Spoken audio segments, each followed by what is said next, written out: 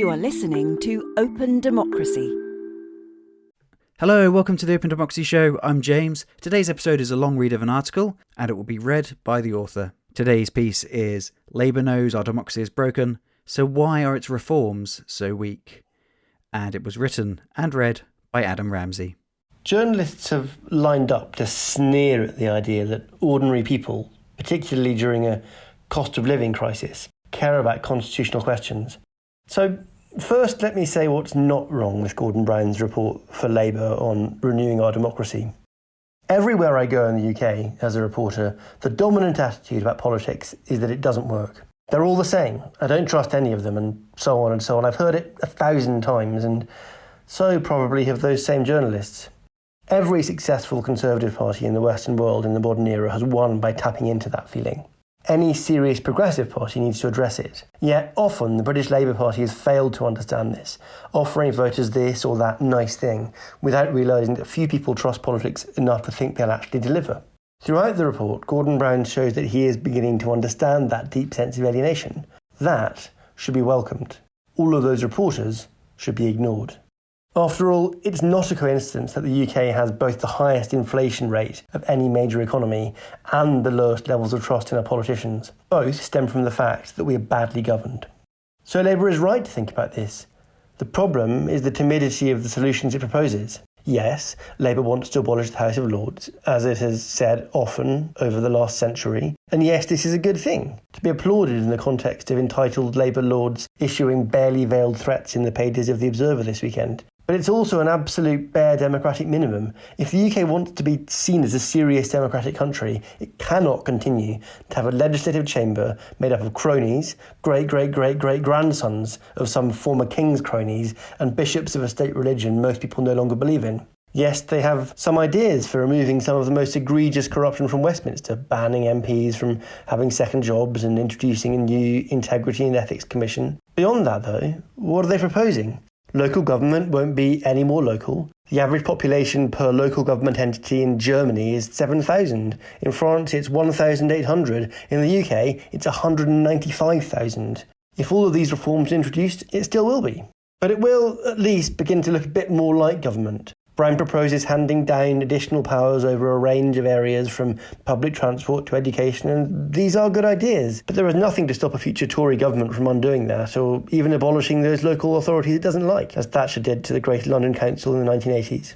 Scotland and Wales won't be given any kind of right to decide their own constitutional future. Despite all the recent debate, those in Scotland who want independence, a majority in the latest poll, won't be offered any democratic route to achieve this. The report proposes only limited new powers for Holyrood, mainly a consultation over updating Scottish capital borrowing ceilings to account for changing economic circumstances. Any changes, it goes on, should retain the limits on what borrowing can be used for and be consistent with UK-wide fiscal rules. But this is offset by a proposed new legal obligation for different UK governments to cooperate, potentially meaning Westminster could use the courts to force Holyrood to collaborate with whatever daft Daily Mail scheme it's chasing after today, and fundamentally undermining the autonomy of the Scottish, Welsh and Northern Irish parliaments. There is no solution to the problem that England lacks a parliament of its own. There is no real suggestion that Westminster's neo-feudal first-past-the-post election system be abolished. There's no mention of the most absurd part of the British Constitution,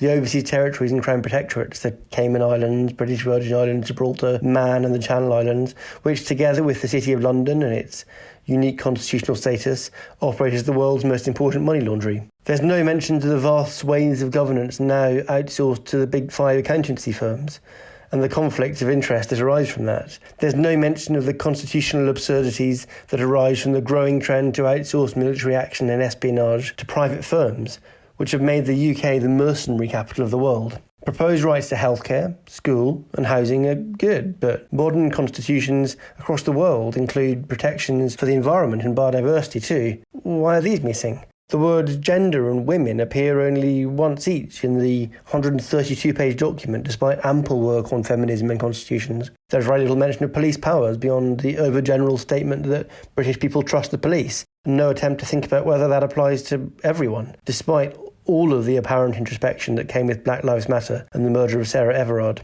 There's no discussion of rights in the context of mass surveillance, data giants and the digital economy. There's no engagement with the question of rights for migrants and non-citizens. In a normal, modern democracy, power lies with the people, and what that means is described in a written constitution that they can all read. It is pooled in local, regional and national governments, none of which has absolute power over the others. Again and again, the report complains about how the Tories haven't upheld constitutional norms since they got back into power after defeating Brown in the 2010 election. But in Britain, because our early modern era revolutions failed, and because of the weird compromises that came afterwards in 1660, absolute power lies with a constitutional absurdity called the Crown in Parliament, which ultimately means that Westminster can do what it likes. Labour's proposals were mooted as radical constitutional change, but in reality they tiptoe around that principle, offering constitutional statutes that would have no more meaning than any other law and would be no harder for future Tory governments to rub out than those rules and conventions Brown bemoaned them ignoring over the last dozen years. Radical constitutional reform would mean stripping sovereignty from the Crown in Parliament, handing it to the people and convening conventions of we the people to draw up how we wanted to use it. But Brown and Starmer aren't suggesting any of that. What they're actually talking about is more like mildly better governance within the broad restraints of the current system. It is, in other words, a credible attempt to keep the show on the road for another decade or so, and perhaps it will work, for now. Well, thank you for listening. As always, you can read the full article by heading over to opendemocracy.net, and you can also follow us on all the social media platforms, so whatever your social preference is, you'll be able to find us on your platform of choice by searching for Open Democracy. If you enjoyed the podcast and you're not yet subscribed, then please do subscribe on your platform of choice. We're on all of the podcasting platforms now, so search for the Open Democracy Show and then hit subscribe. Thanks for listening and have a great day. You've been listening to a podcast supported by Open Democracy.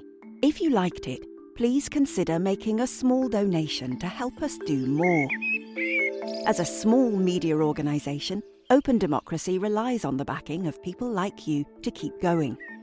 Go to opendemocracy.net now to support our work. And one more thing, to avoid missing out on future episodes, don't forget to subscribe to this show in your favourite podcast app.